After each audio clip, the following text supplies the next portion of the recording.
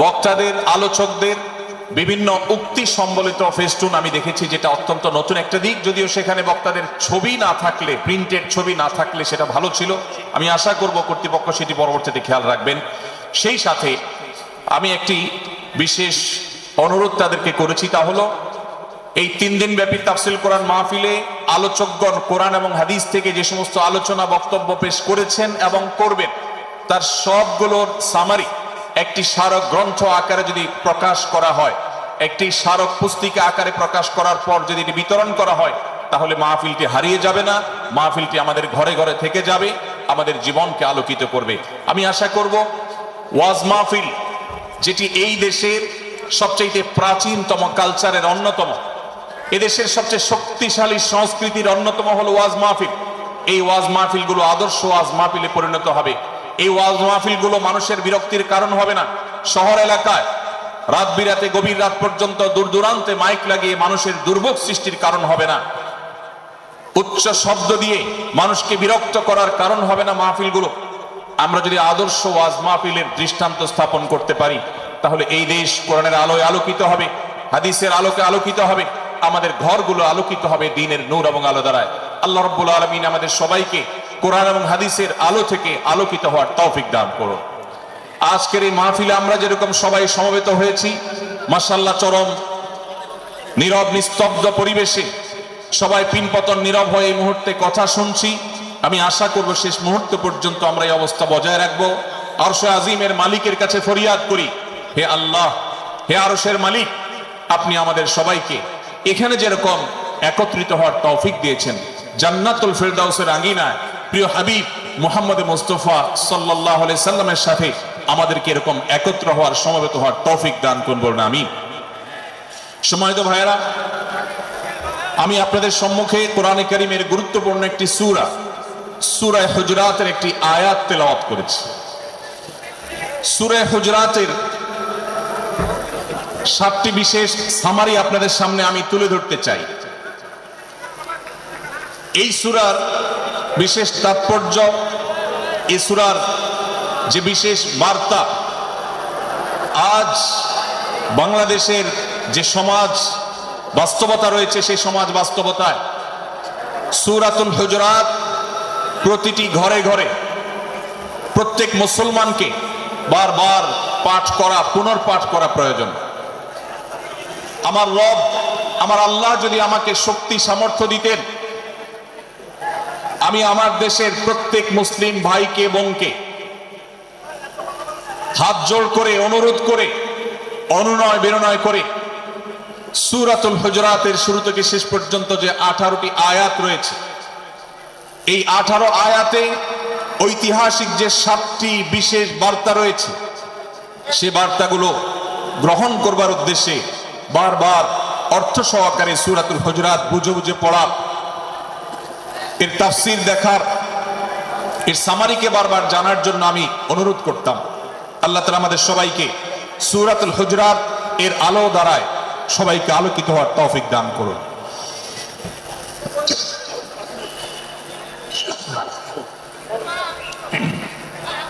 সম্মানিত উপস্থিতি, আমি যে সূরার সামারি আপনাদেরকে বলতে যাচ্ছি, যে সূরাকে সামনে রেখে আজকের এই ঐতিহাসিক মাহফিলে কোরআনে কারীমের দেওয়া 7টি বার্তা দিতে চাইছি, সেই সূরার নাম হলো সূরাতুল হুজুরাত। এই সূরা কোরআনে কারীমের 26তম পারায় অবস্থিত এবং এই সূরা কোরআনে কারীমের সূরার যে সিরিয়াল, সেই সূরার সিরিয়ালে 49তম সূরা। এই সূরার আয়াত সংখ্যা হলো 18।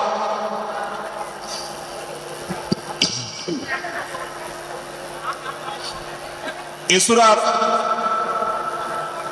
প্রথম থেকে পঞ্চম আয়াত পর্যন্ত, প্রথম এই 5টি আয়াতে আল্লাহ রাব্বুল আলামিন তার প্রিয় নবী মুহাম্মদ মুস্তাফা সাল্লাল্লাহু আলাইহি ওয়াসাল্লাম, সবাই দুরূদ পড়ি, সাল্লাল্লাহু আলাইহি ওয়াসাল্লাম, প্রিয় নবীজির নাম শুনলে দুরূদ পাঠ করতে হয়, তার জন্য দোয়া করতে হয়। কারণ আল্লাহর হাবিব সাল্লাল্লাহু আলাইহি ওয়াসাল্লাম তার সমগ্র জীবনকে যে কষ্টের মধ্যে পার করেছেন, তার সমগ্র জীবনকে উৎসর্গ করেছেন, তা আপনার আমার হিদায়াতের জন্য, গোটা বিশ্ব মানবতার মুক্তির প্রয়োজনে। যিনি তার জীবনকে, যৌবনকে শেষ করে দিয়েছেন, তার সমগ্র জীবনে কখনো ভোগ, উপভোগ এটিকে কখনো তিনি প্রশ্রয় দেননি, প্রাধান্য দেননি। দিনাতিপাত করেছেন অত্যন্ত কষ্টের সাথে, শত সহস্র বাধার সম্মুখীন হয়েছেন, শুধুমাত্র কিয়ামত পর্যন্ত আগত সকল মুসলিম নরনারীর কাছে যেন কোরআনের বার্তা পৌঁছে যায়, সবাই যেন হেদায়েত প্রাপ্ত হয়ে যায়, সবাই যেন মুক্তি প্রাপ্ত হয়ে যায়, সবাই যেন জান্নাতি হয়ে যায়, সবাই যেন জাহান্নাম থেকে মুক্তি লাভ করে। এই উদ্দেশ্যে তার সমগ্র জীবনকে তিনি উৎসর্গ করেছেন। আমাদের হেদায়েতের জন্য, আমাদের কল্যাণের পথে আহ্বানের জন্য, আমাদের জান্নাতে নেওয়ার জন্য, যার সমগ্র জীবনে কখনো ভোগ উপভোগকে প্রশ্রয় দেননি, কষ্টে নিপতিত হয়েছেন। তিনি চাইলে মক্কার রাজত্ব করতে পারতেন, তিনি চাইলে মক্কার সবচেয়ে ভোগী মানুষ হতে পারতেন, কিন্তু সেটা না করে তিনি যে ত্যাগের দৃষ্টান্ত স্থাপন করেছেন, প্রিয় নবী মুহাম্মদ সাল্লাল্লাহু আলাইহি সাল্লামের সেই অবদানের স্বীকৃতি স্বরূপ আমরা তার নাম যখনই শুনব সাল্লাল্লাহু আলাইহি সাল্লাম বলে তার প্রতি আল্লাহর রহমত যেন, অনুগ্রহ যেন নাজিল হয় সেজন্য দোয়া করব। আল্লাহ তাআলা তার হাবিবকে রহমত এমনিতেই দান করবেন, আপনি আর আমি তার জন্য রহমতের দোয়া করার মধ্য দিয়ে আমরা সৌভাগ্যবান মানুষের কাতারে শামিল হতে পারবো। তো আমি যেটি বলছিলাম, সূরাতুল হুজুরাতের 1 থেকে 5 নম্বর আয়াত পর্যন্ত এই 5টি আয়াতে আল্লাহ রাব্বুল আলামিন প্রিয় নবী সাল্লাল্লাহু আলাইহি সাল্লামের সাথে আদব এবং শিষ্টাচারের শিক্ষা দিয়েছেন মানব জাতিকে। এবং আল্লাহ রাব্বুল আলামিন ঈমানদারদেরকে পরম মায়ার সাথে ডেকে, ইয়া আইয়ুহাল্লাযীনা আমানু, হে ঈমানদারগণ, এই ডাকে আল্লাহ তাআলা ডেকে বলেছেন, লা তুকাদ্দিমু বাইনা ইয়াদাইল্লাহি ওয়া রাসূলিহি, তোমরা আল্লাহ এবং তার রাসূলের সামনে আগ বেড়ে কোনো কথা বলবে না, আগ বেড়ে কোনো কাজ করবে না। একজন ঈমানদার, একজন মুসলমান, তার এই শিষ্টাচারের শিক্ষা তার জীবনে ধারণ করতে হবে। যখনই আল্লাহ কোনো কথা বলেছেন, আল্লাহ রাসূল সাল্লাল্লাহু আলাইহি সাল্লাম কোনো কথা বলেছেন, এটি নিশ্চিত হতে পারবো আমরা, তখন একজন ঈমানদার আর কখনো সেটার উপর কোনো কথা বলবে না, আগ বেড়ে কোনো কিছু করবে না, কোনো প্রকার সীমা লঙ্ঘন করবে না। ক্বালাল্লাহ ক্বালার রাসূল, আল্লাহ বলেছেন, আল্লাহ রাসূল বলেছেন, এটি শোনার পর সে তার আপাদমস্তককে সারেন্ডার করবে, সে নিজেকে আত্মসমর্পণ করবে। এরপর তার কোনো যুক্তিকে, কোনো বুদ্ধিকে, তার কোনো মতামতকে সে সেখানে আর দাঁড় করাবার চেষ্টা করবে না। এটা একজন শিষ্টাচার বিশিষ্ট ঈমানদারের বৈশিষ্ট্য। কোরআন এই শিক্ষা আমাদেরকে দিয়েছে। ভাইরা আমার, এই শিক্ষাকে ধারণ করে আমরা যারা নিজেদেরকে মুসলমান দাবি করছি, আমাদের সম্মানীয় যারা আছেন, আল্লাহকে যেরকম আমরা সম্মান করি, আল্লাহ রাসূলকে যেরকম সম্মান করি, ঠিক একইভাবে আমাদেরকে যে সমস্ত মানুষগুলোকে সম্মান করার নির্দেশ করা হয়েছে, উলামা একরাম রয়েছেন, আমাদের বাবা মা, বয়সে বড়, শিক্ষিত, এবং যারা আমাদের শিক্ষক বৃন্দ আছেন, এভাবে যারা আমাদের সম্মানের পাত্র আছেন, সে মানুষগুলোর সামনে আগ বেড়ে যেন কোনো কিছু না করি। সে আগ বাড়াটা কথার ক্ষেত্রে হতে পারে, চলার ক্ষেত্রে হতে পারে, আচরণের ক্ষেত্রে হতে পারে। এই শিষ্টাচারের শিক্ষা সূরা হুজুরাতের প্রথম আয়াতে আমাদেরকে দেয়া হয়েছে। প্রিয় ভাইরা আমার, আমাদের সমাজে আজ যে সমস্ত ভালো গুণের দুর্ভিক্ষ চলছে, ক্রাইসিস চলছে, অভাব চলছে, এর মধ্যে অন্যতম হলো আজ শিষ্টাচারের অভাব। আমাদের সমাজের চতুর্দিকে আপনি দেখতে পাবেন পরিলক্ষিত হচ্ছে। আমাদের শিশু থেকে নিয়ে কিশোর, যুবক থেকে নিয়ে মধ্যবয়স্ক সকল শ্রেণী মানুষের মধ্যে আজ আদব এবং শিষ্টাচারের ভয়াবহ অভাব আমরা দেখতে পাচ্ছি। বিশেষ করে পশ্চিমা সংস্কৃতিকে আমাদের এই স্বদেশে, আমাদের এই মুসলমানদের সমাজে জোর করে পুশ করাবার, সে সমস্ত এজেন্ডাকে বাস্তবায়ন করবার যে প্রচেষ্টা এদেশের এক শ্রেণীর মানুষকে করতে দেখা যায়, তারা এদেশের সমাজের খাজে বাজে থাকা ইসলামের কৃষ্টি, কালচার এবং সংস্কৃতিগুলোকে ধুয়ে মুছে পরিষ্কার করবার জন্য শত সহস্র উদ্যোগ নিয়েছে। আমাদেরকে কোরআনের শিক্ষা ধারণ করে, কোরআনের শিক্ষাকে প্রচার করে, কোরআনের শিক্ষাকে প্রতিষ্ঠিত করে ব্যক্তির মধ্যে ঘরে, পরিবারে, সমাজে, রাষ্ট্রে, সংবিধানে, আইনে, সংসদে, সর্বত্র কোরআনের শিক্ষাকে বাস্তবায়ন করে সেই সমস্ত বিন্দেশী অপসংস্কৃতি চাপিয়ে দেওয়ার ষড়যন্ত্রকে মোকাবেলা করতে হবে ইনশাআল্লাহ। ভাইরা আমার, আর সেজন্য সূরা হুজরাতের এই শিষ্টাচারের শিক্ষা আমাদের জীবনে খুবই গুরুত্বপূর্ণ।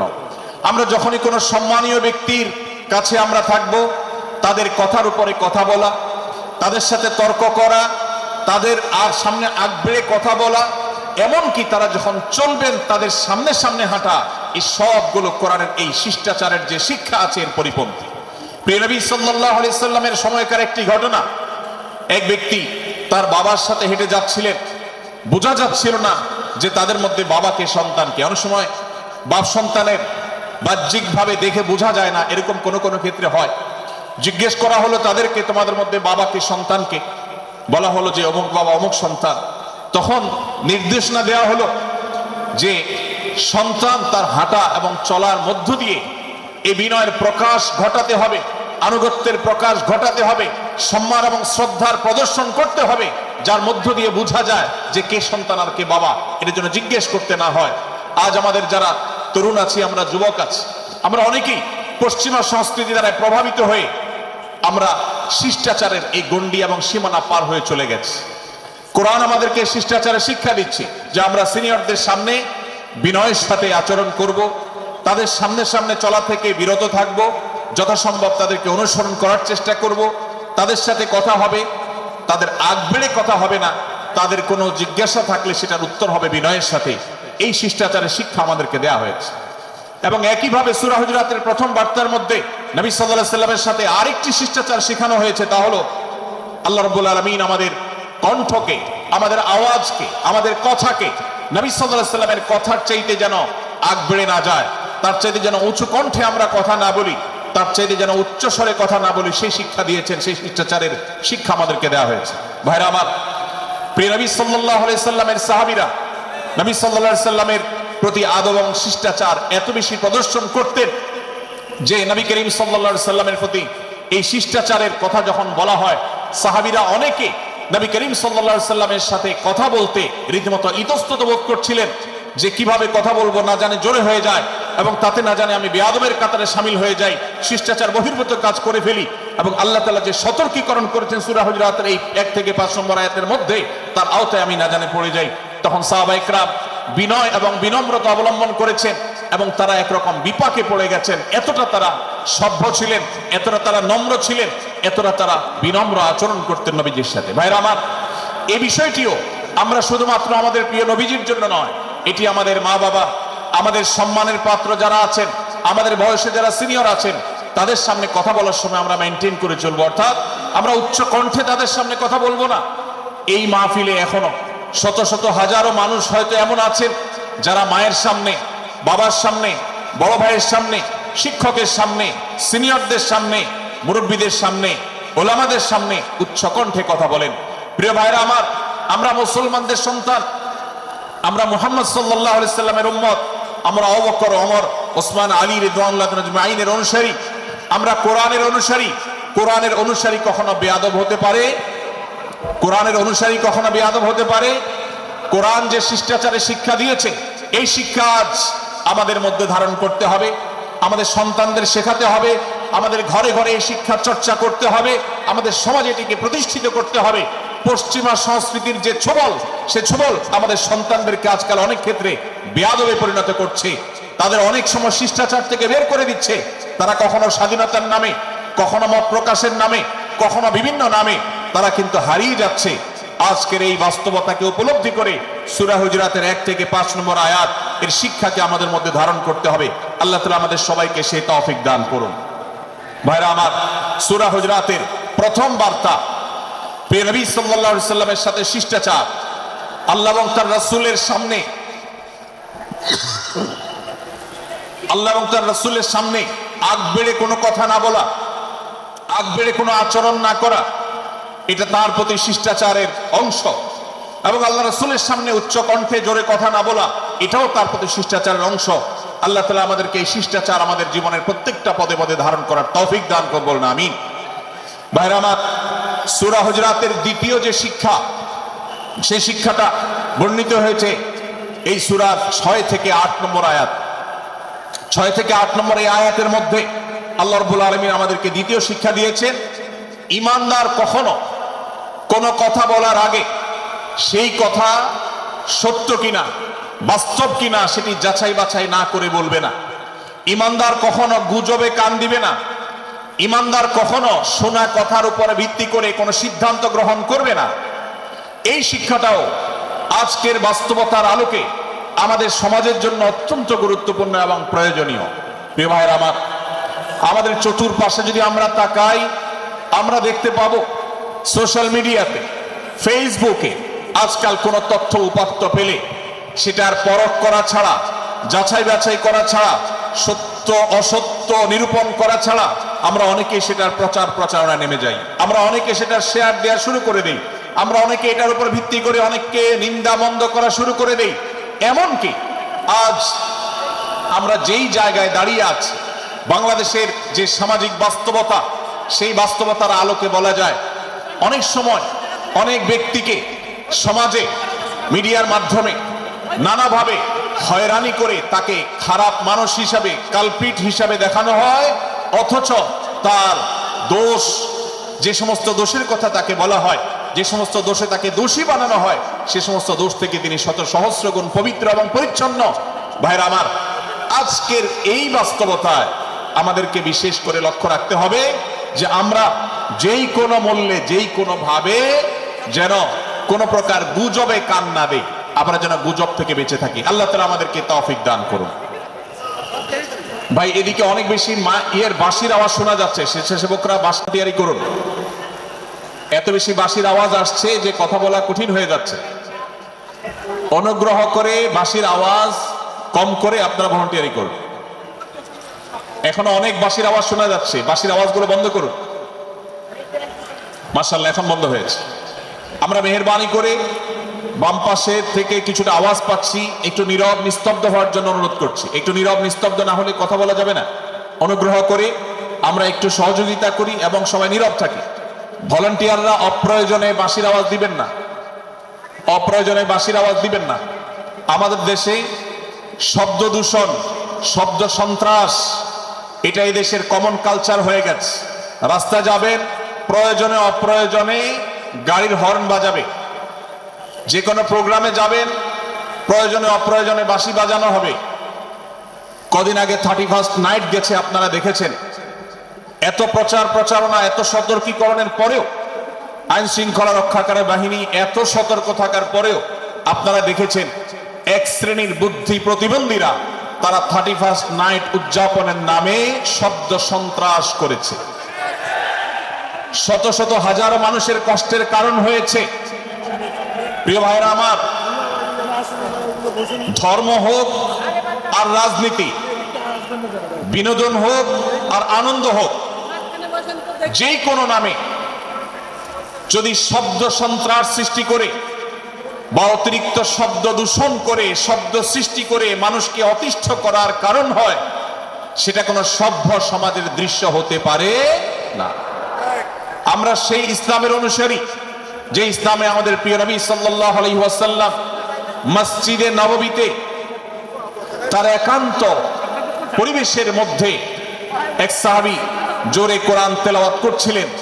তিনি তাকে বলছিলেন, তুমি কোনো বধির রবকে শোনাচ্ছ না, তোমার রব সবকিছু শুনতে পান, অতএব তুমি তোমার এই উচ্চ কণ্ঠের তেলাওয়াত দিয়ে আশপাশে মানুষের ডিস্টার্বের কারণ হবে না। আমরা সেই ইসলামের অনুসারী, অতএব ওয়াজ মাহফিলের মাধ্যমেও যাতে কোনো মানুষ অতিষ্ঠ না হয়, মাইক ব্যবস্থাপনা সেভাবে করাটা মাহফিল কর্তৃপক্ষের যেমন কর্তব্য, ঠিক একইভাবে রাজনৈতিক সভা সমাবেশের নামে কিংবা বিয়ে বিনোদনের নামে যদি শব্দ সন্ত্রাস করা হয়, শব্দ দূষণ করা হয়, অতিরিক্ত শব্দ এর মাধ্যমে যদি মানুষকে অতিষ্ঠ করা হয়, তাহলে সেটি কখনো কোনো সভ্য সমাজের কাজ হতে পারে না। প্রিয় ভাইরা, এই জন্য আপনারা যারা তরুণ আছেন বয়সে, আপনাদেরকে আমি অনুরোধ করতে চাই, বিবাহ অনুষ্ঠানকে কেন্দ্র করে, আকিকাকে কেন্দ্র করে, নানা অনুষ্ঠানকে কেন্দ্র করে যে শব্দ সন্ত্রাস আমাদের দেশে হয়, এটি আমাদেরকে থামাতে হবে ইনশাআল্লাহ। আমরা যদি সবাই সজাগ হয়ে যাই, আমরা যদি সবাই সতর্ক হই, সচেতন হই, ইনশাআল্লাহ এই যে শব্দ দিয়ে মানুষকে কষ্ট দেওয়ার অপসংস্কৃতি, বিশেষ করে ভিনদেশি যে অপসংস্কৃতি আমদানি করা হয়েছে, এই অত্যাচার এদেশে থামাতে হবে ইনশাআল্লাহ। আল্লাহ আমাদের সবাইকে তৌফিক দান করুন। ভাইরা আমার, আমরা আমাদের আশেপাশে কোনো তরুণরা যদি এরকম শব্দ করে, গান বাজিয়ে অন্য মানুষকে অতিষ্ঠ করে, ঈদের সময় দেখা যায় বিশেষ করে সে সমস্ত যুবকদেরকে কাউন্সিলিং করতে হবে, তাদেরকে বোঝাতে হবে যে তোমার আনন্দ কখনো আরেকজনের বেদনার কারণ হতে পারে না। বহু হার্টের রোগী আছেন, বহু অসুস্থ মানুষ আছেন, বহু ছোট শিশু আছে যাদের কষ্টের কারণ হয়। বিধায় আমরা কখনো আমাদের শব্দ দিয়ে কাউকে কষ্ট হতে দিব না। আল্লাহ আমাদের সবাইকে তৌফিক দান করুন। মাশাআল্লাহ, অনেকটা নীরব নিস্তব্ধ হয়েছে। আমি যে জায়গাটা ছিলাম আবার সেখানে ফিরে যাই। সূরা হুজুরাতের দ্বিতীয় শিক্ষার কথা বলছিলাম ভাইরা। 6 থেকে 8 নম্বর আয়াত যদি আপনি পাঠ করেন সূরা হুজুরাতের, আপনি দেখতে পাবেন সেখানে আল্লাহ রাব্বুল আলামিন ঈমানদারদেরকে যেই কোনো সংবাদ, যে কোনো তথ্য, বিশেষ করে অনির্ভরযোগ্য সূত্র থেকে যখন পাবে, ফাসিক থেকে যখন শুনবে, যার ভিতরে আল্লাহর ভয় নাই সেরকম মানুষ থেকে যখন পাবে, সেই সংবাদ তথ্য উপাত্ত যাচাই করা ছাড়া সেই সংবাদ যেন বলে না বেড়ায়। আপনি শহরে যান কিংবা গ্রামে, শিক্ষিত দেখুন কিংবা অশিক্ষিত, সর্বশ্রেণীর মানুষের মধ্যে আজ এই ব্যাধি দেখতে পাবেন চরম আকার ধারণ করেছে। কারোর ব্যাপারে কোনো নেগেটিভ কথা শুনেছেন, কোনো মন্দ কথা শুনেছেন, সে কথার প্রচার প্রচারণা শুরু করে দেন। সেটা কি সঠিক কিনা, সেটা কি সত্য কিনা, সেটা কি যথার্থ কিনা, সেটা কোনো প্রপাগান্ডা কিনা, সেটা কোনো মিথ্যাচার কিনা, সেটা কোনো গুজব কিনা, এটা যাচাই করার প্রয়োজন অনুভব করে না।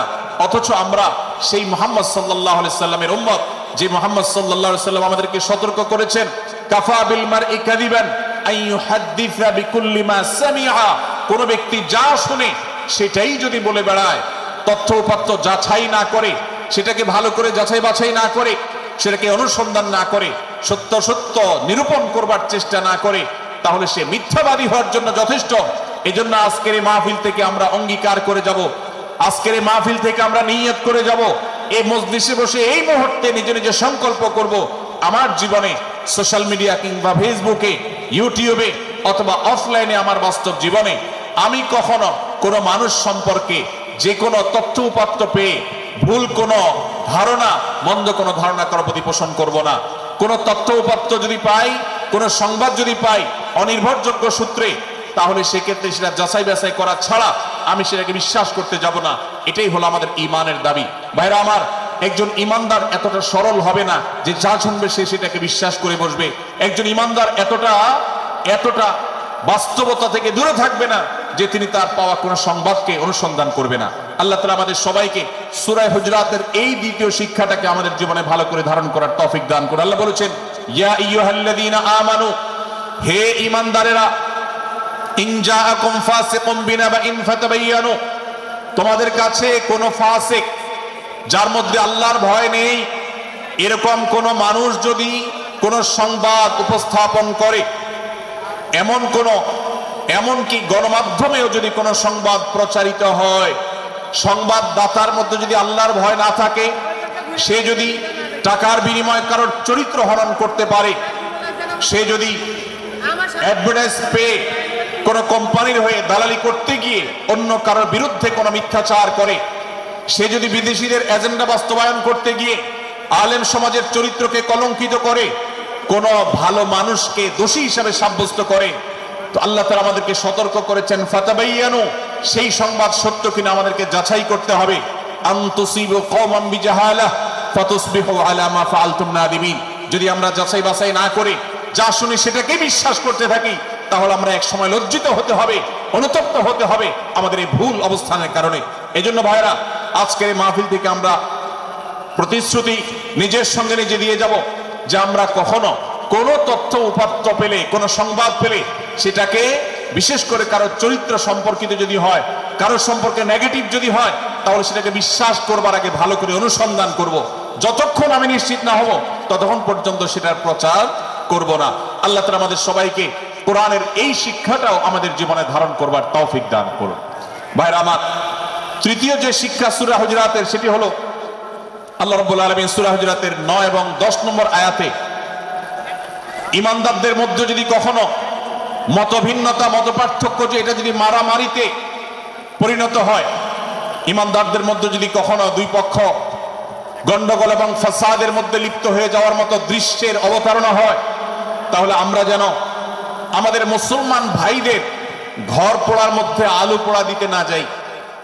আমরা যেন আমাদের মুসলমান ভাইদের মধ্যকার বিভেদকে আরো বৃদ্ধি করতে সহায়তা না করি। আমরা যেন মীমাংসার পথ অবলম্বন করি। আমরা যেন তাদের মধ্যকার সম্পর্কের যে অবনতি হয়েছে সেটাকে দূর করবার চেষ্টা করি। আল্লাহ রাব্বুল আলামিন এই নির্দেশ দিতে গিয়ে বলেছেন, ওয়া ইন তাইফাতানি মিনাল মুমিনিনা ইকতাতালু, যদি ইমানদারদের দুটি দল, দুটি গ্রুপ নিজেদের মধ্যে মারামারিতে লিপ্ত হয়ে যায়, ফাসলিহু বাইনাহুমা, তাহলে তোমরা সেই বিবাদমান দুটি দলকে মীমাংসা করবার চেষ্টা করবে। আজ আমাদের মধ্যে এরকম বহু বিষয়কে কেন্দ্র করে মুসলমানদের মধ্যে অনেক সময় মুখোমুখি অবস্থান আমরা দেখতে পাই, যা দুর্ভাগ্যজনক, যা হওয়ার কথা ছিল না। এমনকি জাগতিক বিষয়ে যেমন হয়, ধর্মের নামে, ইসলামের নামে আজ আমরা হাজার হাজার টুকরা হয়েছি। আজ গোটা বিশ্বে আমাদের মুসলমানদের যে অবস্থান দুর্বল হয়েছে, এর অন্যতম প্রধান কারণ হলো আমাদের অনৈক্য। আমরা যদি আজ আহলে কিবলা, আহলে সুন্নাহ ওয়াল জামাআতের অনুসারীরা নানান মত এবং পথের অনুসারী হওয়া সত্ত্বেও, নানান থট এবং পন্থার অনুসারী হওয়া সত্ত্বেও, আমরা যদি মৌলিক বিষয়গুলোর উপর সবাই ঐক্যবদ্ধ থাকতাম, আমরা যদি আল্লাহ তাআলার দেওয়া ইত্তিহাদ মাল ইখতিলাফ, বৈচিত্র্যময় ঐক্য, বিভিন্ন বিষয়ে মতভিন্ন থাকা সত্ত্বেও মৌলিক বিষয়ে ঐক্যমতে আমরা যদি থাকতে পারতাম, আমাদের মধ্যে যদি মুসলিম ভ্রাতৃত্ববোধ থাকতো, আমাদের মধ্যে যদি বলয় ভিত্তিক যে দেয়াল আর প্রাচীরগুলো আছে সেগুলো যদি না থাকতো, তাহলে আজ বাংলাদেশের বাস্তবতা হলো, বাংলাদেশে আল্লাহর কোরআন, আল্লাহ রাসূল সাল্লাল্লাহু আলাইহি ওয়াসাল্লামের হাদিসের আলোকে বাংলাদেশ আজ অটোমেটিক পরিচালিত হতো, ঠিক কিনা বলেন? আমরা যদি আজ ঐক্যবদ্ধ থাকতাম, তাহলে এদেশে হাতে গোনা যাবে এরকম স্বল্প সংখ্যক নাস্তিকেরা, ইসলাম এবং মুসলমানদের শত্রুরা, তারা আমাদেরকে নিয়ে তারা আজ যে খেলা খেলছে, আমাদেরকে যে তারা শাসন করছে, আমাদেরকে যে তারা তাদের অধীনস্থ করে রাখছে, আমাদের উপরে যে আজ ভিনদেশি কালচার চাপিয়ে দিচ্ছে, আমাদের উপরে তারা যে আজ কর্তৃত্ব করছে, আমাদেরকে আজ টুকরা টুকরা করছে, এই দুঃসাহস তারা কোনোদিন দেখাতে পারতো না যদি আমরা ঐক্যবদ্ধ থাকতাম। ভাইরা আমার, এই জন্য আমরা সব বিষয়ে সবাই একমত হব না। আজকের এই মাহফিলে যত মানুষ এসেছেন সবাই সব বিষয়ে একমত নন। এমনকি আজকের এই মাহফিল কর্তৃপক্ষ যে আয়োজন করছেন 3 দিন ব্যাপী, এই মাহফিলে আপনারা দেখেছেন এখানে কওমি এবং আলিয়া উভয় জায়গা থেকে বক্তা নির্বাচন করা হয়েছে, অসাধারণ সমন্বয় করা হয়েছে। এটি একটি ঐক্যের বার্তা। আমরা আশা করব মাঠ পর্যায়ে আমরা যারা কাজ করব, আমরা প্রত্যেকে আমাদের অন্য মতের, ভিন্ন মতের যে সমস্ত মুসলমান ভাইরা আছেন, তার সাথে আপনার কোনো থটগত মত পার্থক্য থাকতে পারে, চিন্তাগত কোনো ভিন্ন মত থাকতে পারে, কিন্তু দিন শেষে তিনি আপনার মুসলমান ভাই। তার আল্লাহ আর আপনার আল্লাহ এক, তার রাসূল এবং আপনার রাসূল এক, তার কিবলা এবং আপনার কিবলা এক, তার কোরআন আর আপনার কোরআন এক, তার নামাজ আর আপনার নামাজ এক, তার রোজা আর আপনার রোজা এক, তার যাকাত এবং আপনার যাকাত এক, তার সাথে আপনার মোটা এবং মৌলিক বিষয়ে কোনো মত পার্থক্য নাই। অতএব ছোটখাটো বিষয়কে কেন্দ্র করে আপনি যদি তাকে আপনার প্রতিপক্ষ মনে করেন, আপনি যদি তাকে আপনার শত্রু মনে করেন, এটা হবে আপনার ইসলামের জন্য, আপনার জন্য, এদেশের মুসলমানদের জন্য সবচেয়ে বড় ভুল। ভাইরা আমার, হারদুই হযরত আশরাফ আলী থানভী রহমতুল্লাহ আলাইহির সর্বশেষ খলিফা আবুল হক সাহেব রহমতুল্লাহ আলাইহি বলতেন, दीन के हर काम करने वालों को रफीक समझो, फरीक न समझो। যারাই আল্লাহর দ্বীনকে বুলন্দ করবার জন্য, যারাই আল্লাহর দ্বীনকে সেবা দেওয়ার জন্য, খেদমত করার জন্য কাজ করছে, তার পদ্ধতি তোমার থেকে ভিন্নতর হতে পারে। তাকে তুমি তোমার বন্ধু মনে করো, সহযাত্রী মনে করো, পথযাত্রী মনে করো, সহযোদ্ধা মনে করো, তোমার প্রতিপক্ষ মনে করবে না। প্রিয় ভাইরা আমার, আজ বাংলাদেশে ইসলাম যতটা পিছিয়ে আছে তার প্রধান কারণ হলো আমাদের অনৈক্য।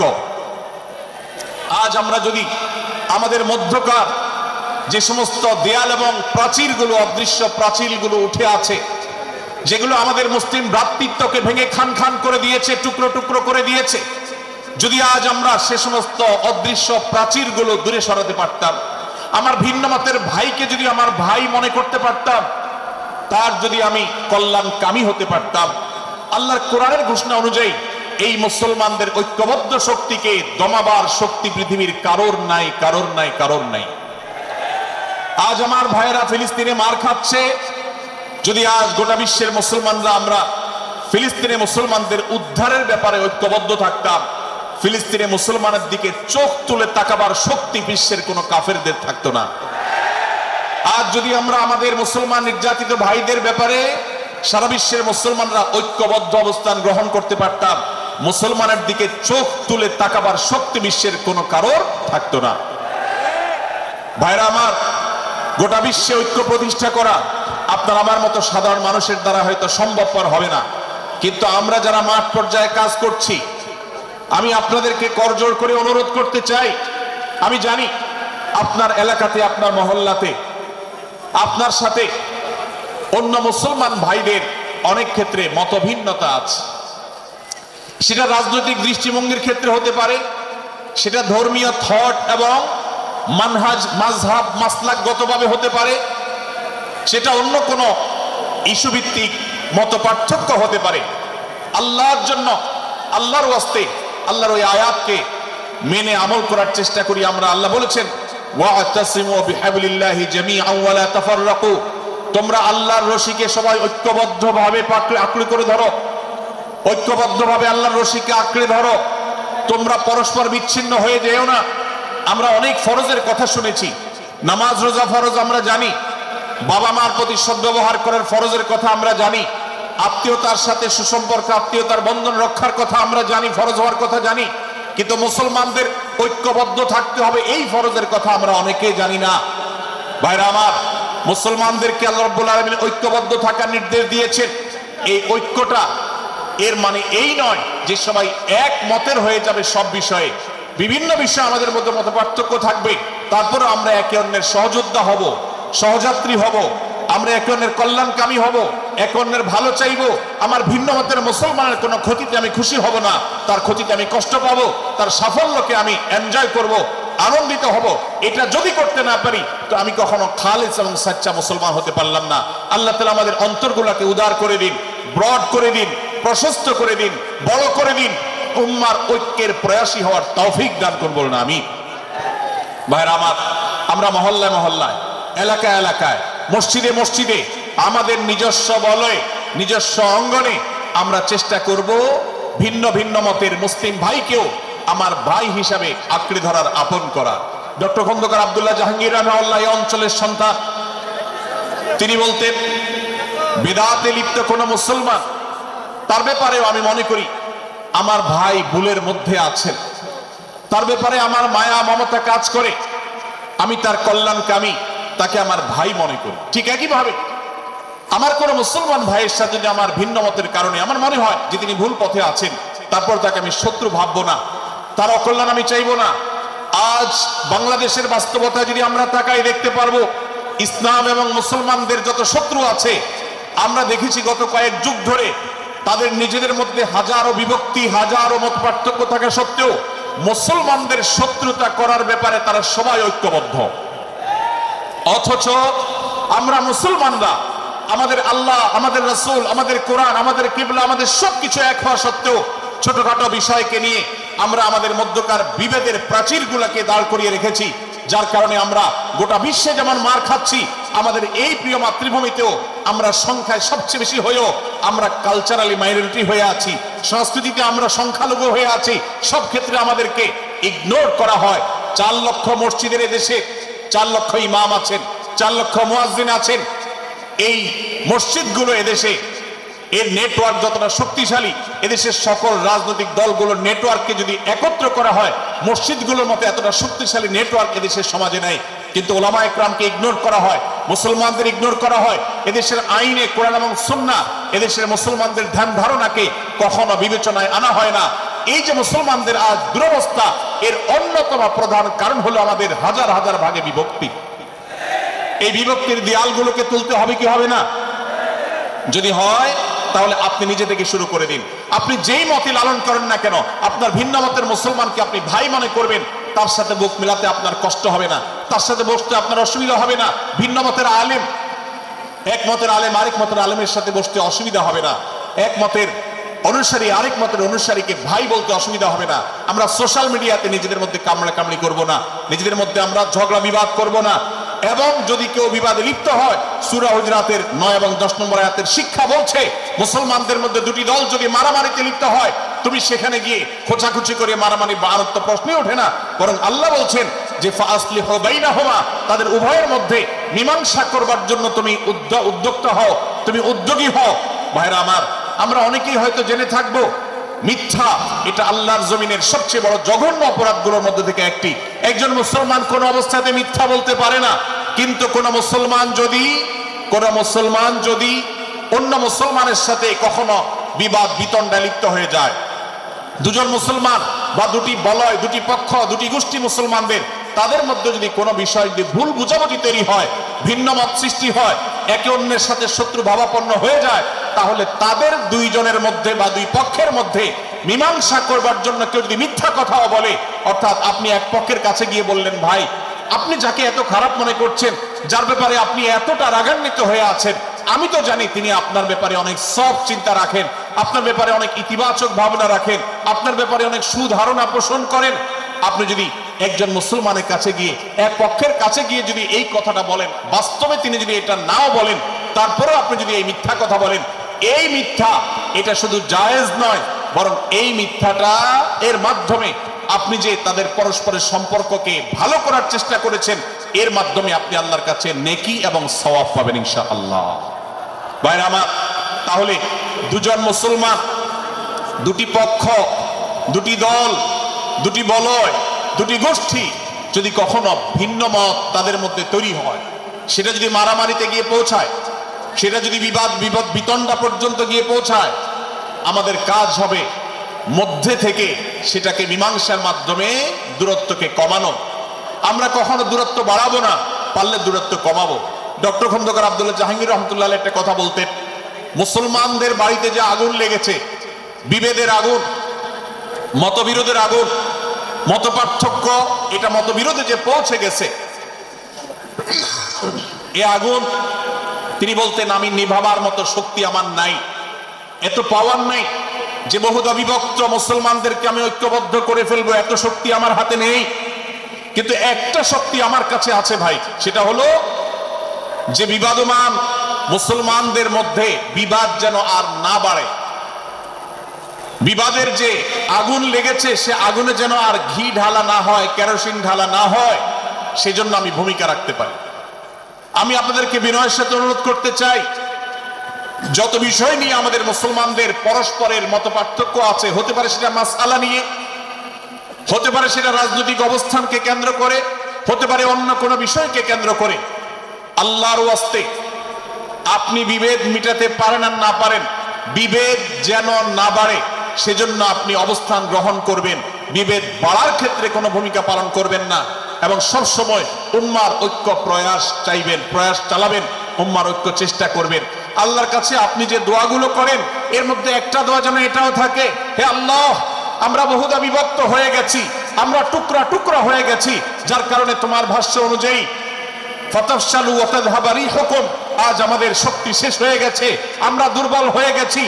আজ বাংলাদেশের বাস্তবতা যদি আমরা বলি, যে দেশের 90-95 ভাগ মানুষ মুসলমান, সে দেশে আজ হাতে গোনা কিছু নাস্তিক, কিছু ইসলাম বিদ্বেষী, মুসলমান বিদ্বেষীরা, তারা আমাদেরকে আজ উঠা বসা করায়, তারা আমাদের আইন নির্ধারণ করে, তারা আমাদের শাসক নির্ধারণ করে, তারা আমাদের সব বিষয়গুলোকে নির্ধারণ করে দেয়।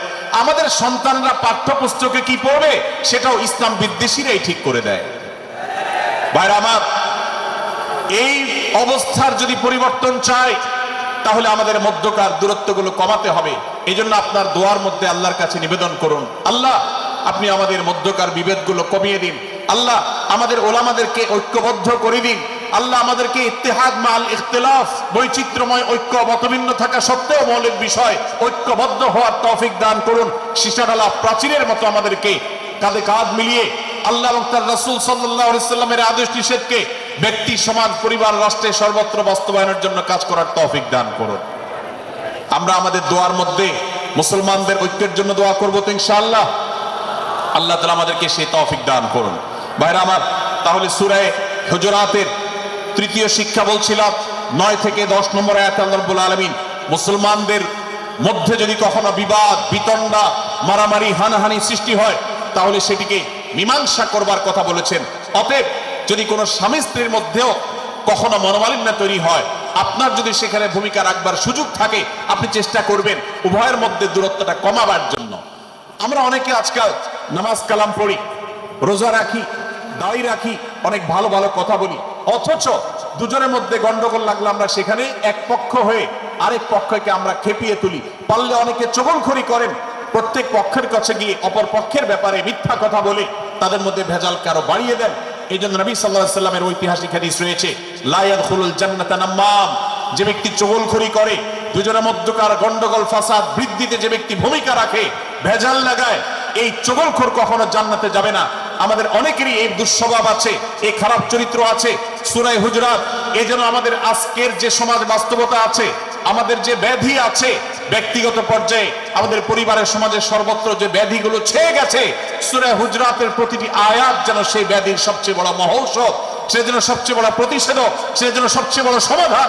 এই জন্য আমি বলেছি শুরুতে, আমার যদি আল্লাহ শক্তি সামর্থ্য দিতে, প্রত্যেক মুসলমানের হাতে পায়ে ধরে সূরা হুজুরাতের 18টি আয়াত, প্রত্যেকটি আয়াত আমি আমার মুসলমান ভাইদেরকে বলতাম, বারবার পড়ুন, বারবার পাঠ করুন, বোঝার চেষ্টা করুন, জীবনকে পরিবর্তন করুন।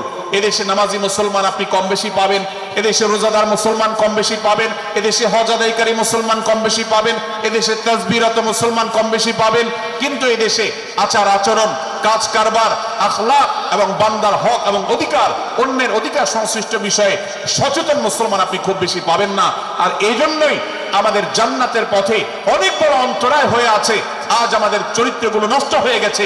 আমরা নামে মুসলমান, আমরা চগলখড়ি করি, আমরা নামে মুসলমান, দুজনের মধ্যে গন্ডগোল সৃষ্টি করে দেই। গন্ডগোল আগে থেকে সৃষ্টি থাকলে সেটাকে বাড়াবার চেষ্টা করি। আমরা নামে মুসলমান, আমাদের শিষ্টাচার নাই, আদব নাই, লেহাজ নাই। এই জন্য সূরা হুজুরাতের প্রতিটি আয়াত আমাদেরকে শিক্ষা দেয়। আল্লাহ তাআলা আমাদের সকলকে এই শিক্ষাগুলো আজকের এই মাহফিল থেকে আমাদের বুকের ভেতরে পরম যত্ন সহকারে নিয়ে যাওয়ার এবং আমাদের জীবনকে পরিবর্তন করার তৌফিক দান করুন। ভাইরা আমার, তৃতীয় এই শিক্ষাটি শেষ করে আমি বলতে চাচ্ছি, চতুর্থ আয়াতে আল্লাহ রাব্বুল আলামিন আমাদেরকে বলেছেন, আমরা যেন কেউ কাউকে নিয়ে বিদ্রূপ না করি, ব্যঙ্গ না করি, কেউ কাউকে যেন বাজে নামে না ডাকি, কেউ যেন কাউকে খোঁচাখুচি না করি, কেউ যেন কারোর নাম বিকৃত করে তাকে না ডাকি। ভাইরা আমার, এই আয়াতটি আমি শুরুতে তেলাওয়াত করেছি। আল্লাহ বলেছেন, ইয়া আইয়ুহাল্লাযীনা আমানু লা ইয়াসখার কওম মিন কওমিন আসা আন ইয়াকুনু খায়রাম মিনহুম। হে ঈমানদারেরা, হে মুসলমানেরা, তোমাদের কেউ যেন অন্য কারোর নাম ধরে অন্য কাউকে ব্যঙ্গ, বিদ্রূপ, ঠাট্টা না করে। আমরা একে অন্যকে নিয়ে ঠাট্টা করি কি করি না? বিদ্রূপ করার রোগ আমাদের মধ্যে আছে না নাই? ভাইরা আমার, জাগতিক বিষয় তো আছেই, এমনকি দুর্ভাগ্যজনক বাস্তবতা হলো ধর্মের নামে, ইসলামের নামে একদল মুসলমান অপর দল মুসলমানকে নিয়ে হাসি, ব্যঙ্গ, বিদ্রূপ, রাশাহাসি এবং নাম বিকৃত করা এবং খোঁচাখুচি করা, এই কাজগুলো আমাদের মধ্যে আছে। আমরা যারা ইসলামের খেদমত মনে করে আমার ভিন্ন মতের, ভিন্ন দলের মুসলমানকে খোঁচাখুচি করি, আমরা যারা আল্লাহর খেদমত মনে করে, ইসলামের সেবা মনে করে, দাওয়াতের কাজ মনে করে, ইসলাম প্রচার মনে করে ভিন্ন মতের অন্য দলের মুসলমানকে নিয়ে ব্যঙ্গ, বিদ্রূপ আর হাসাহাসি করি, তাদেরকে সোশ্যাল মিডিয়াতে, অনলাইনে, অফলাইনে তুচ্ছ তাচ্ছিল্য করি, আল্লাহর শপথ করে বলছি, এটা ইসলামের সেবা নয়, এটা হলো প্রবৃত্তির পূজা, এটা হলো আপনার নফসের পূজা, এটা হলো আপনার প্রবৃত্তির গোলামি করা, এটা আল্লাহর গোলামি নয়, এটা ইসলামের খেদমত নয়, এটা ইসলামের 12টা বাজানো। ভাইরা আমার, কোন অবস্থাতে একজন মুসলমান অন্য মুসলমানকে নিয়ে ব্যঙ্গ বিদ্রূপ করতে পারে না। আমার মুসলমান ভাই যদি কোনো ভুল কথা বলে, ভুল কাজ করে, আমি যথাযথ নিয়মে তাকে সংশোধনের চেষ্টা করব। সমালোচনা করার দরকার হলে সেটাও করব, কিন্তু হাসাহাসি নয়, বিদ্রুপ নয়, ব্যঙ্গ করা নয়। আজ আমাদের তরুণদের মধ্যে এটা একটা আর্টে পরিণত হয়েছে। আপনারা রোস্টিং ভিডিওর কথা কম বেশি সবাই জেনে থাকবেন। রোস্টিং ভিডিওর কথা আপনারা জানেন কি জানেন না?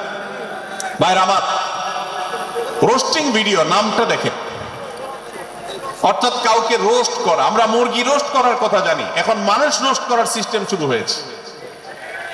একজন মানুষের কোনো ভুল কিছু পেয়েছেন, অবশ্যই আপনি সমালোচনা করবেন। আপনি একজন মুসলমান হিসেবে জানতে হবে কারোর ভুলের সমালোচনার মূলনীতি আছে। মূলনীতি আছে না নেই?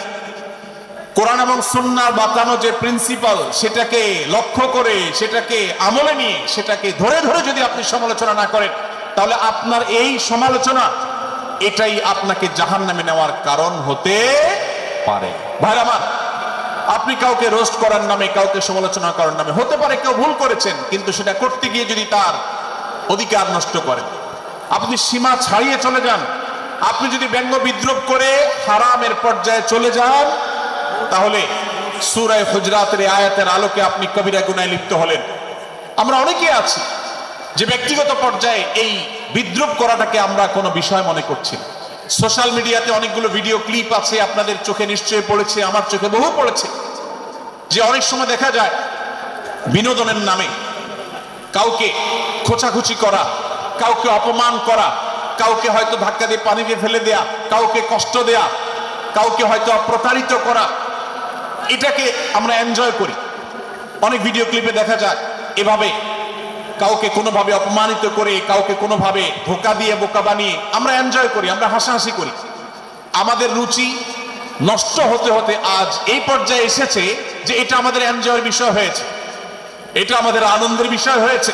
ভাইরা আমার, সূরা হুজরাতের এই আয়াত, অর্থাৎ 11 নম্বর আয়াত, এই আয়াত বলছে আমাদের জন্য কোন মুসলমানকে, কোন মানুষকে ব্যঙ্গ বিদ্রুপ করা হারাম। কোন মুসলমানকে ব্যঙ্গ বিদ্রুপ করা কি হারাম। অতএব আপনি রসিকতা করে যদি কারোর সাথে ব্যঙ্গ বিদ্রুপ করেন এবং সেটা যদি তার মনে কষ্ট হওয়ার কারণ হয়, তিনি যদি সমাজের মানুষের কাছে হেয় প্রতিপন্ন হন, তাহলে ইসলামী শরীয়তের দৃষ্টিকোণ থেকে সারা বিশ্বের সমস্ত ওলামাদের ঐক্য আমাদের সেটা হারাম।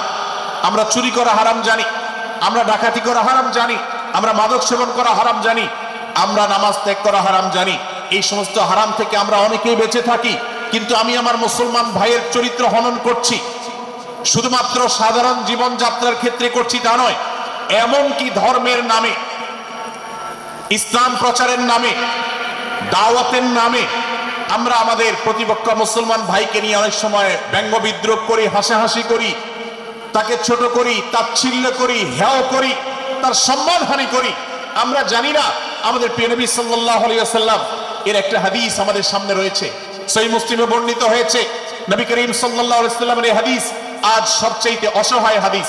অসহায় হাদিস এই জন্য বললাম যে আজকের এই হাদিসের উপরে কেউ আমল করে না, এই হাদিসটাকে কেউ পাত্তা দেয় না, এই হাদিসকে কেউ গুরুত্ব দেয় না, অথচ এই হাদিস প্রত্যেক মুসলমানের বুকে বুকে ঝুলিয়ে রাখা দরকার। এই হাদিস আমাদের ঘরে ঘরে ঝুলানো দরকার, এই হাদিস আমাদের অফিসগুলোতে শোভা পাওয়া দরকার, এই হাদিস আমাদের জীবনে বাস্তবায়ন হওয়া দরকার। নবী করিম সাল্লাল্লাহু আলাইহি ওয়াসাল্লাম সেই হাদিস বর্ণনা করেছেন।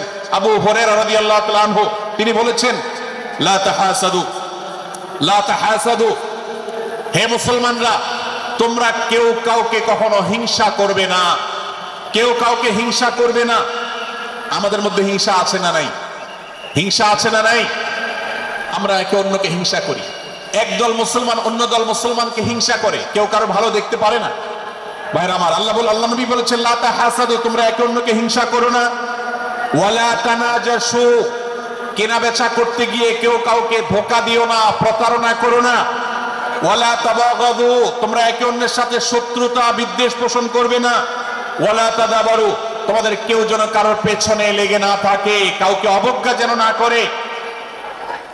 ওয়ালা ইয়াবি আহাদুকুম আলা বাই'i আখি, এবং তোমাদের কেউ যেন আরেকজনের কেনা বেচার উপরে সেখানে ইন্টারফেয়ার করে, সে যেন সেখানে কোন প্রকার ক্ষতিগ্রস্ত কাউকে না করে।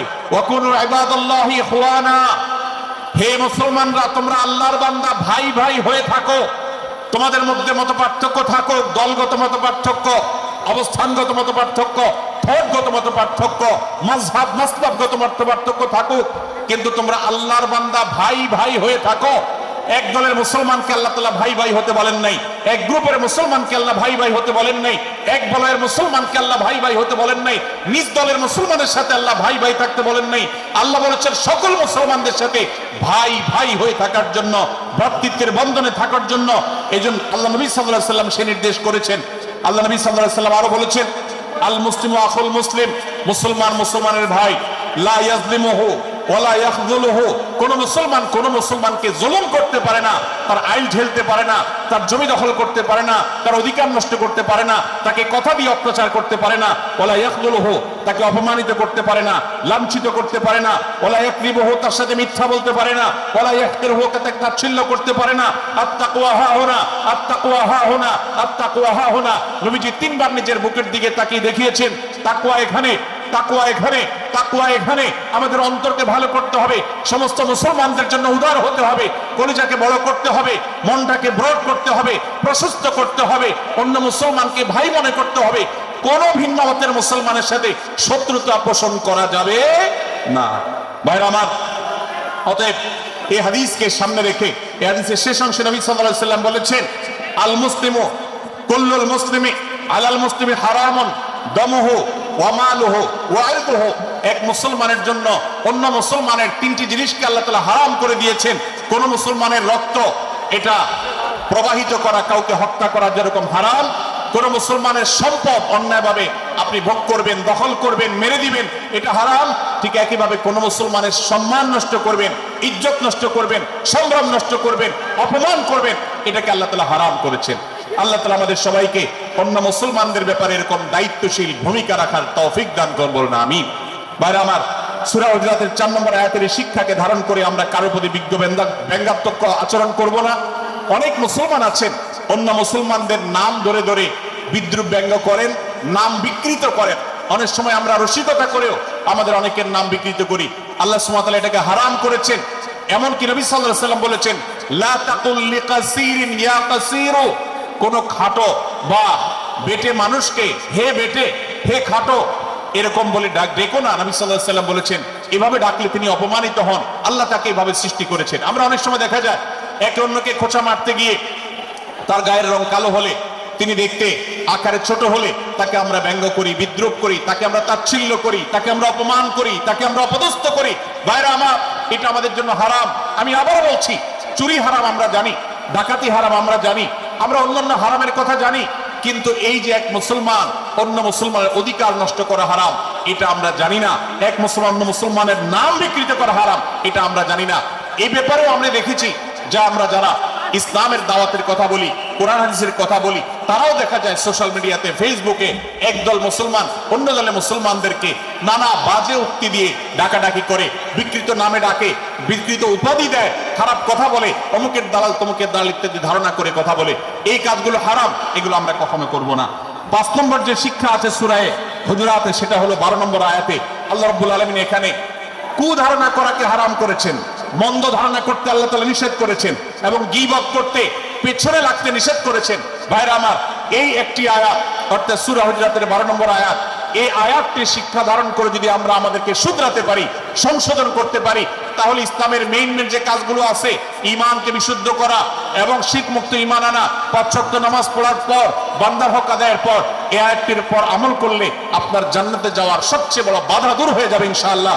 ভাইরা আমার, যে আয়াতে আল্লাহ তাআলা আমাদেরকে কারো প্রতি মন্দ ধারণা করতে নিষেধ করেছেন, গীবত করতে নিষেধ করেছেন, কারো পেছনে লাগালাই করতে নিষেধ করেছেন, সে আয়াতে আল্লাহ রাব্বুল আলামিন বলেছেন, ইয়া আইয়ুহাল্লাযীনা আমানু ইজতানিবু কাসীরাম মিনায-যন্ন, হে ঈমানদারেরা, হে মুসলমানরা, তোমরা কারোর প্রতি ধারণা, মন্দ ধারণা তোমরা করো না, এটা থেকে বিরত থাকো।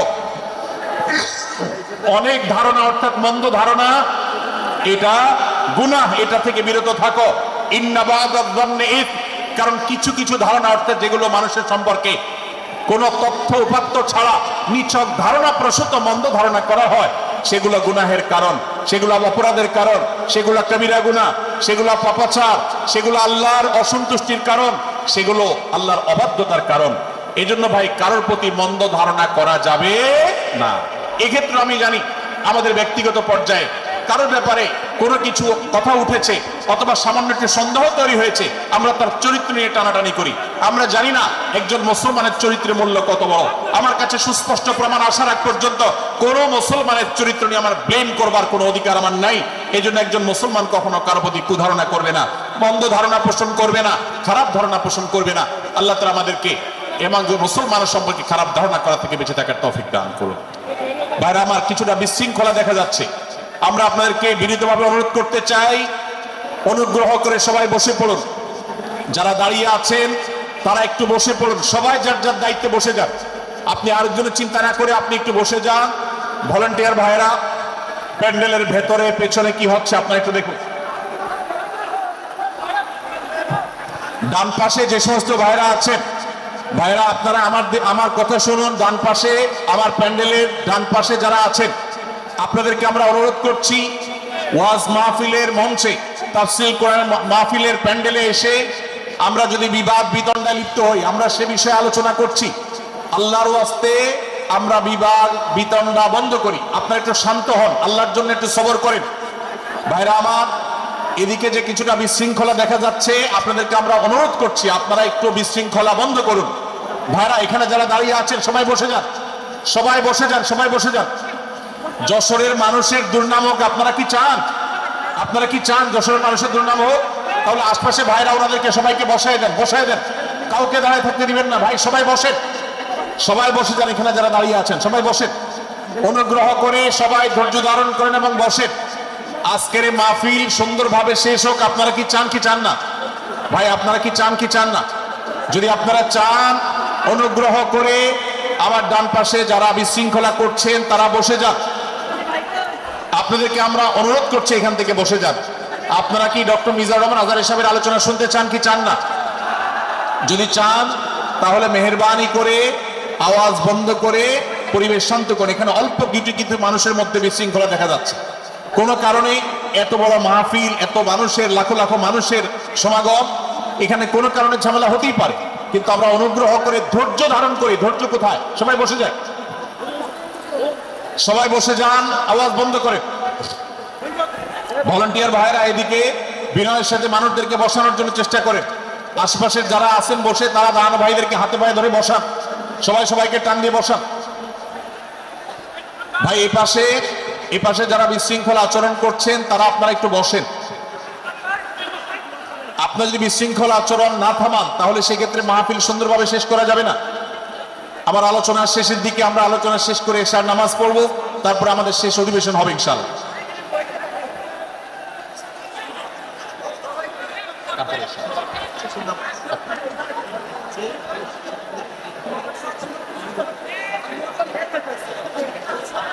ভাই মেহেরবানি করে আপনারা শান্ত হন।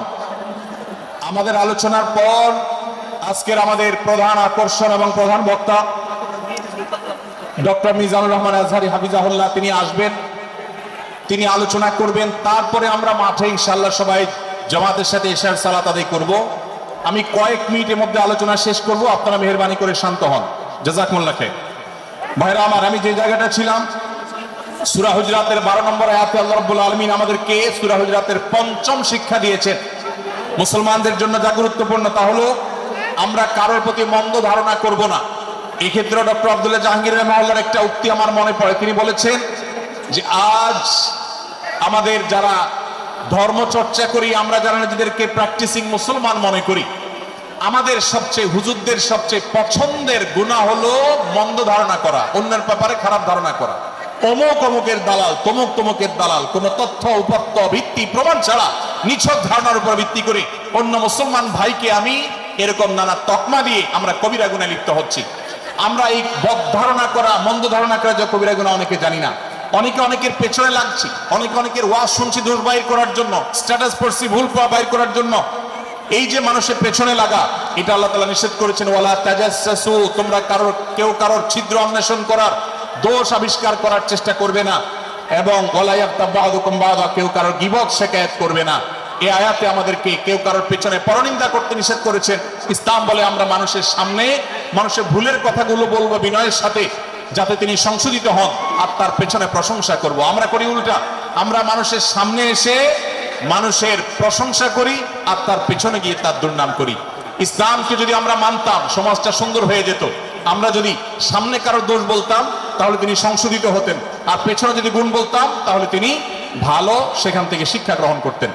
সূরা হুজরাতের 6 নম্বর শিক্ষা 13 নম্বর আয়াতে আল্লাহ তাআলা বলেছেন যে আমাদের সবার গোড়া কোত্থেকে এসেছে, আমাদের গর্বের কোনো বাহ্যিক কারণ নাই তাকওয়া ছাড়া। আল্লাহ বলেছেন ইয়া আইয়ুহান নাস ইন্না খালাকনাকুম মিন যাকারিন ওয়া উনসা, হে মানুষ সকল, তোমাদেরকে আমি মানুষ নারী এবং পুরুষ আদম এবং হাওয়া থেকে সৃষ্টি করেছি। ওয়াজআলনাকুম শুউবান ওয়া ক্বাবাইলা লিতাআরাফু, বিভিন্ন গোত্রে তোমাদেরকে আমি বিভক্ত করেছি পরিচয়ের জানার জন্য সুবিধা শুধুমাত্র।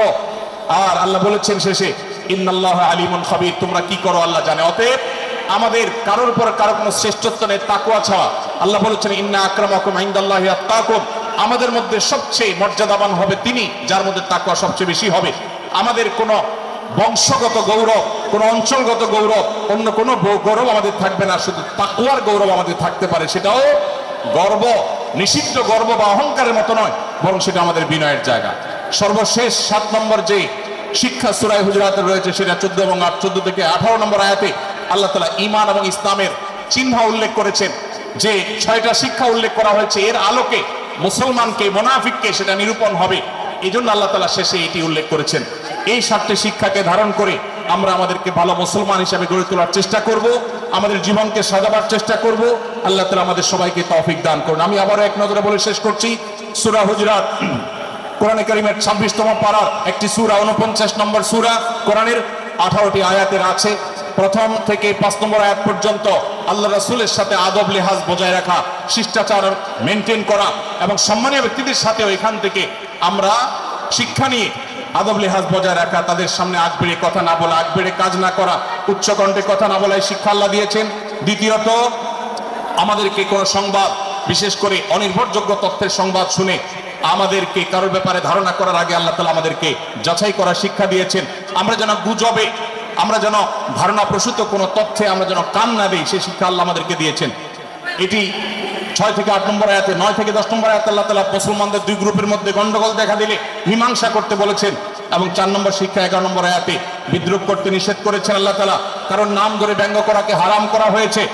এবং 5 নম্বর শিক্ষা 12 নম্বর আয়াতে আল্লাহ তাআলা দিয়েছেন, কারোর প্রতি মন্দ ধারণা করা যাবে না, কারোর পেছনে লাগা যাবে না, এবং কারোর মন্দ নামে কাউকে ডাকা যাবে না, কারোর সমালোচনা তার পেছনে করা যাবে না, এগুলোকে হারাম করা হয়েছে। 6 নম্বর শিক্ষা 13 নম্বর আয়াতে আল্লাহ বলেছেন আমাদের সবার মধ্যে কারোর কোনো শ্রেষ্ঠত্ব নাই তাকওয়া ছাড়া। যার তাকওয়া যত বেশি, আল্লাহ ভীতি যত বেশি, তিনি আল্লাহর কাছে তত শ্রেষ্ঠ এবং সেরা। 7 নম্বর সর্বশেষ শিক্ষা হলো 14 থেকে 18 নম্বর আয়াতে আল্লাহ রাব্বুল আলামিন ঈমানদারদের আলামত, মুনাফিকদের আলামত উল্লেখ করেছেন। সেখান থেকে শিক্ষা নিয়ে আমরা আমাদের ঈমানকে পরখ করার চেষ্টা করব, আমাদের আমলকে পরখ করার চেষ্টা করব। আল্লাহ তাআলা আমাদেরকে সূরা হুজরাতের আলোকে আমাদের জীবনকে গঠন করার তৌফিক দান করুন, আমিন। আল্লাহ তাআলা আমাদের সবাইকে আজকের এই তাফসীর কোরআন মাহফিল থেকে সূরা হুজরাতের এই 7টি শিক্ষাকে ধারণ করে ভালো মুসলমান, যে মুসলমান সম্পর্কে নবীজি বলেছেন আল মুসলিমু আখুল মুসলিম, মুসলমান মুসলমানের ভাই। যে হাদিসে নবীজি বলেছেন যে আল মুসলিমু মান সালিমাল মুসলিমুনা মিন লিসানি ওয়া ইয়াদি, মুসলমান সে যার হাত আর মুখ দ্বারা অন্য কোন মুসলমান কষ্ট পায় না, নিরাপদে থাকে। আমরা আমাদের সমাজকে শান্তিপূর্ণ সুশৃঙ্খল রাখতে হলে আমাদেরকে মুসলমান হতে হবে, ভালো মানুষ হতে হবে। আমাদের হাত মুখ দ্বারা কেউ কষ্ট পাবে না, কারোর হক নষ্ট করব না, কারোর অধিকার নষ্ট করব না, কারোর কষ্টের কারণ হবে না, কাউকে আঘাত করব না, কাউকে গালি দিব না, কারোর কোনো প্রকার অধিকার খর্ব করব না, জুলুম করব না। আল্লাহ তাআলা আমাদের সবাইকে কোরআন এবং হাদিস যে মুসলিমের চিত্র অঙ্কন করেছে, কোরআন এবং হাদিসে মুসলিমের যে রূপরেখা বর্ণনা করেছে, কোরআন এবং হাদিসে যে আদর্শ মুসলমানের চিত্র উপস্থাপন করেছে, আল্লাহ আমাকে, আপনাকে, আমাদের সবাইকে সেই মুসলমান হওয়ার তৌফিক দান করুন, আমিন। ভাইরা আমার, আমরা মুসলমানরা যদি কোরআন হাদিসের আলোকের সে আদর্শ মুসলমান হতে পারি, বিশ্বের মানচিত্র পরিবর্তন হতে সময় লাগবে না, বাংলাদেশের পরিস্থিতি পরিবর্তন হতে সময় লাগবে না। তবে সবকিছুর আগে আমাদেরকে বদলাতে হবে, আমাদেরকে মুসলমান হতে হবে, কোরআন এবং হাদিসের বাস্তব অনুসারী হতে হবে। প্রকৃত কোরআন হাদিসের অনুসারী হতে পারলে ইনশাআল্লাহ ইসলামের জয় হবে, কোরআন হাদিসের বিজয় হবে, মুসলমানদের বিজয় হবে, মুসলমানদের দুর্দিনের পরিবর্তন আসবে। আমরা বিশ্ববাসীকে দেখাতে পারবো আমরা সবচেয়ে আদর্শবাদী, আমরা বিশ্বের মানবতার সবচেয়ে বড়, সবচেয়ে বড় আমরা অনুসারী এবং মানবতাকে সবচেয়ে বেশি প্রতিষ্ঠাকারী। আল্লাহ তাআলা আমাদের সবাইকে বিশ্ব মানবতাকে আমাদের ইসলামের সৌন্দর্যকে আমাদের ব্যক্তি জীবনে চর্চা করার মধ্য দিয়ে, পরিবার এবং সমাজের চর্চা করার মধ্য দিয়ে ইসলামের সৌন্দর্যকে আল্লাহ তাআলা তুলে ধরার তৌফিক দান করুন। জাযাকুমুল্লাহু খায়রা ওয়া আখিরু দাওয়ানা আলহামদুলিল্লাহি রাব্বিল আলামিন। ওয়াসসালামু আলাইকুম ওয়া রাহমাতুল্লাহি ওয়া বারাকাতুহু।